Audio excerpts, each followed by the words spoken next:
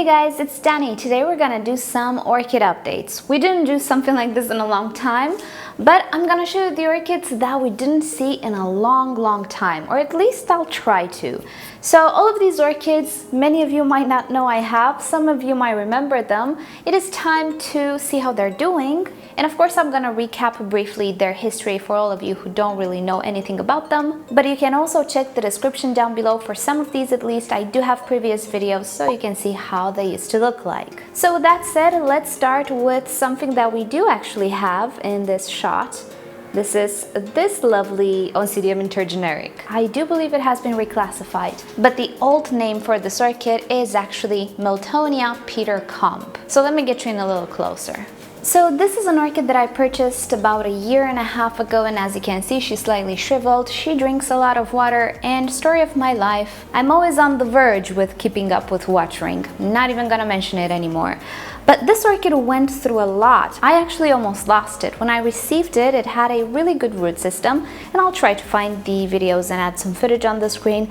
Then I repotted it. I don't remember what I repotted it in. I think the Ceramis mix, and it actually went into this transplant shock. It lost all of its roots, and then it simply didn't want to bounce back. It did nothing for the longest time. And then one day, out of the blue, it just started to grow, started to produce roots, and it's doing well ever since. But you can see, and I've talked about this before, sometimes with these types of orchids, Oncidium related, and here I'm referring to Miltonias as well, they're in the same tribe, they have this tendency to not complete the growths. They bring them to a certain point, and then they just stop them, they just give up on them. You can see there is, well, you really have to look closely to see the pseudobulb on this growth. This will never mature into what you see in the back. It's just gonna stay like that. Luckily though, the newest pseudobulb, the new growth, looks really good. And we do actually have a flower spike as well, which is interesting. We have a branch, it's looking so good, but oh my. The plant, I thought I would lose it.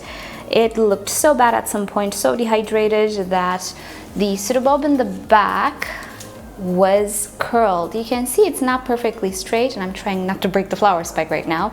It's not perfectly straight, it's rather curled. Well, it was so dehydrated that it looked like a hook at some point. Pretty similar to the cane that I showed you yesterday on the Dendrobium, but of course I couldn't cut it because it was vital to the orchid.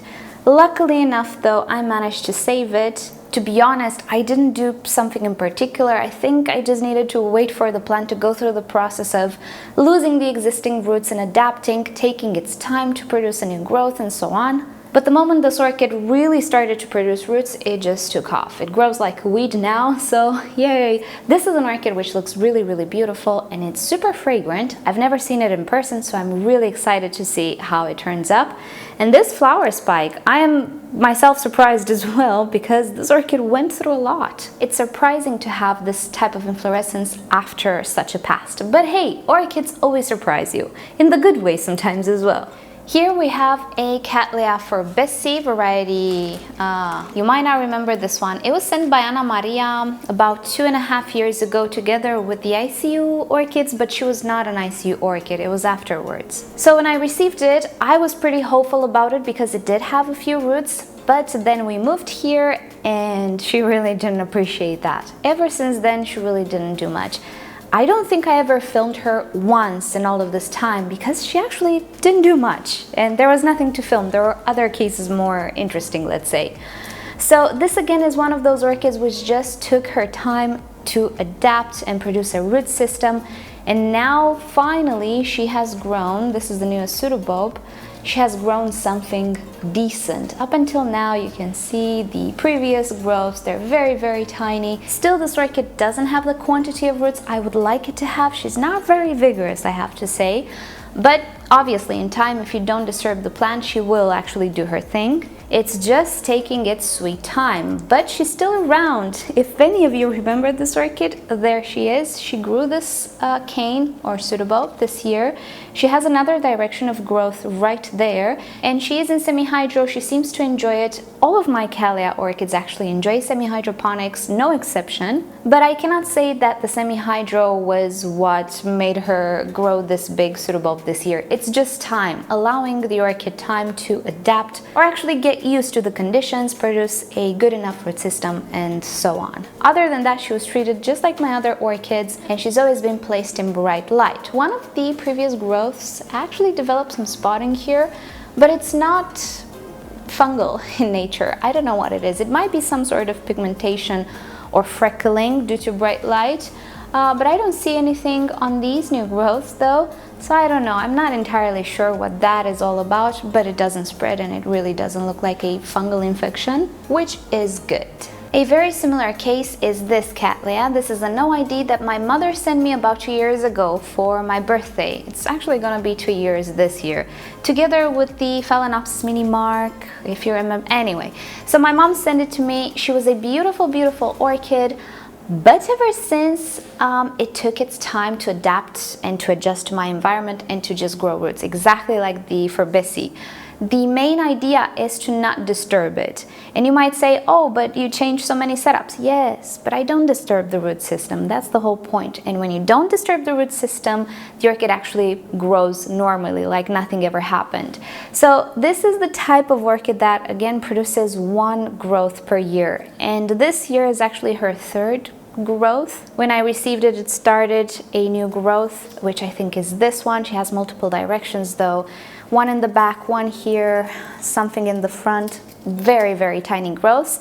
Last year, 2017, she produced a little bit bigger growths. And finally, this year, we can actually talk about some respectful growths, like I like to call them. They're bigger. They're at least the size of the older growths which were able to bloom. This year we do have a sheath as well, but I'm not sure if it's gonna bloom. It has some sap there, so it is getting food, it is getting attention from the orchid. And finally this year we do have a good root system as well.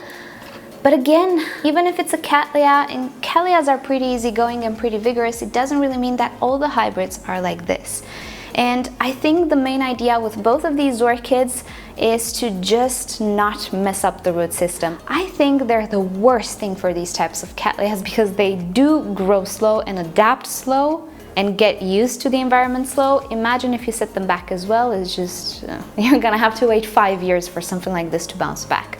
So luckily, this is the second year and finally these orchids are starting to bounce back, but there we have it. If you didn't know I had this plant, well, now you do. What's really great about this orchid is that the flowers have a white lip on a lavender background, which is not so common with Cattleyas. That's why I'm so excited to see this one in bloom in person. I only saw pictures. I'm not sure if it's gonna happen this year, but hopefully next year it will happen. Now here's something I'm sure you were curious to know about, how she's doing, the vanilla. This is the vanilla. Do you know that novel, A Series of Unfortunate Events? That's what happened to it. So first and foremost, I broke the tip. This was the tip, you see? It's pointing up. No, it shouldn't do that. I broke it. So there we have it. No more growing tip for the vanilla. I was also having a lot of trouble with that really, really huge stake. I wanted to give her more space to grow. It wasn't a good idea. It was very awkward to have around the growth space, and of course I bumped into it a couple of times and broke some roots and spilled the media. And you know, there was a second shoot. Yeah, that one's gone. This is what remains of the vanilla, and I decided, you know what, I'm gonna put it in a tiny, tiny pot. I'm gonna reroot it. By this I mean I cut the stem, which it really needed to be rejuvenated, and momentarily I put it on this little trellis here. So this happened a few months ago, and ever since then she actually responded quite well. She did create a lot of roots in this pot, which is nice. There is no growth point still. I think I'm seeing something. Where did I see it? Okay, there is something there. There's a little tip here, but I don't know if it's going to be a new growing point or another root. She's growing aerial roots as well. Everything looks pretty okay with her. She managed to recover, but I don't have a growing tip just yet. I don't know if it's just my case, but Brad had, if I remember correctly, a similar case. They just really take their time until they have a new growing point, and pretty much it gets it back. Now, I like to see the good in every bad situation. I have no choice. So I took this growth break as a, what the heck am I gonna do with you? So I don't know yet what is the best way to grow this and not be awkward in my grow space, but I'm thinking about it. One thing's for sure, I'm not gonna get those big rods with coconut fiber because they're just so heavy and the orchid falls everywhere. But I really need to think about a better display for her. She likes the terrestrial mix that I have, which is good because I can put her on a self-watering system if I ever want to. Maybe I will move her outside, I don't know. Until now, I kept her inside just for protection, and I hoped for a new growth point. It's not happening. But that's the vanilla, that's what's happening to it. Not the happiest of evolutions, but it's interesting at least. Now we know, do not break the growing tip on vanillas. It's not gonna end well. At least for me, I don't know. You guys should tell me, did you ever go through something like this? Did you break the growing tip and then waited months and months for a new site to start developing? Let me know in a comment below. And continuing the not so pleasant news, I forgot the name, Sedirea japonica. She had a really great evolution, you can see here, but then at some point, winter came and she didn't really like that. And I'm guessing it was winter, I'm not entirely sure. She created a small leaf and then a big leaf, and now she's growing another leaf. What is this about? She also didn't bloom. I cannot explain it because I didn't bother her. The root system is in great condition. We have leaves. The only thing this orchid has that I can think of stressing her is the orchid flag virus. And you can see here, we still have the pitting.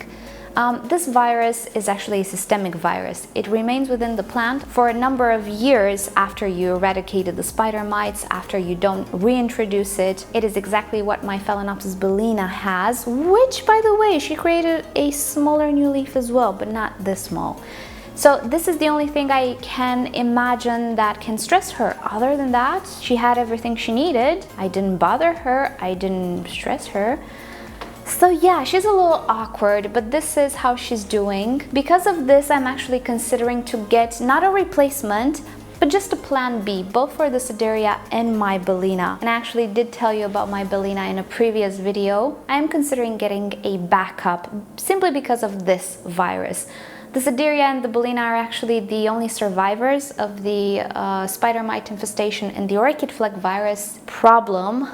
So I will hang on to them, partially because of emotional attachment, partially because I want to document this disease and see how fast it goes away, if it ever goes away, or there you go, if it can actually influence the growth. I cannot explain what happened right here. I didn't stress this orchid. I didn't do anything weird with it anyway. She did went through a winter or two in my care without any problems, and this year, you know, she had problems. And it wasn't even the most difficult winter, to be fully honest. So I can only pin it on the virus and I'll see what happens, but yeah, I think I will get a Sedirea backup and also a bellina backup. And lastly, I just wanted to talk about the Dimorphorchis lowi just a little bit. We did make an update on this guy in the spring, so it's not like we didn't see him in a long time, but I wanted to talk about this guy and I didn't know in what type of video. I think this is a very good video to talk about it. I changed his setup. I placed him in sphagnum moss. He really wasn't thriving in semi-hydro. He wasn't doing poorly either, but I saw the root system. The root system is sensitive on this guy. He's a little baby at the moment, even though he's a Vandaceous orchid and theoretically should not like sphagnum moss, right? They like air, they like to dry out, again, theoretically. This guy being a baby, he's different. I thought semi-hydro could do okay because my Cattleyas, the kittens as I call them, they're the seedlings, they do really great in semi-hydro, but not this guy. I didn't like something about it. And if you remember in my previous video where all of us here who have this orchid, the seedling, we did the updates, this leaf was not there, and this happened a few months ago. Well, it's here now and it's looking awesome. Also, inside the pot, here we have a root tip that grows really nice. I need to water this guy. Also on this side, looky here, we have another root tip and another root that grows nicely. This guy is well attached, and I don't know, I don't see anything on the bottom, but that's okay. I potted him in sphagnum moss and perlite. And here we have him. He enjoys this a lot better than semi-hydro. So I'm going to keep him here. He's also growing a lot faster, and I do like the color.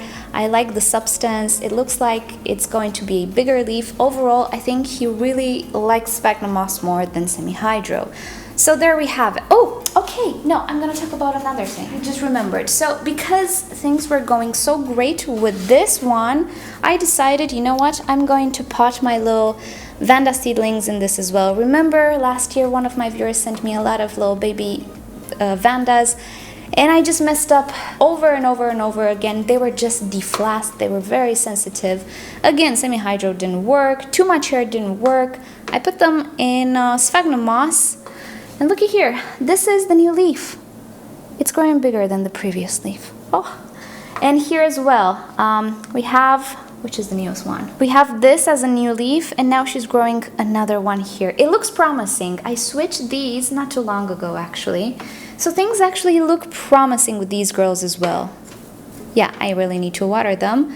But yeah, there we have it, another Vandaceous orchid that does pretty great in sphagnum moss in comparison to other setups. And getting back to the Dimorphorchis lowi, I don't have that pigmentation on the leaves anymore. Do you see? It went away. I had him in very bright light, and I think it was a little bit too much. I didn't burn anything, but you know, that pigmentation didn't look very healthy. So I just pulled him back a little bit, and he's all green now. He looks really great. Alrighty guys, this has been the update for today. Hope you've enjoyed it, and as usual, you know the drill. If you did enjoy it, give it a thumbs up. If you hated it, give it a thumbs down. Subscribe to my channel for regular orchid videos, tutorials, Q&As, updates, and if you like YouTube to notify you whenever I upload a video, just turn on notifications for my channel. And with that said, I'll see you guys next time. Bye!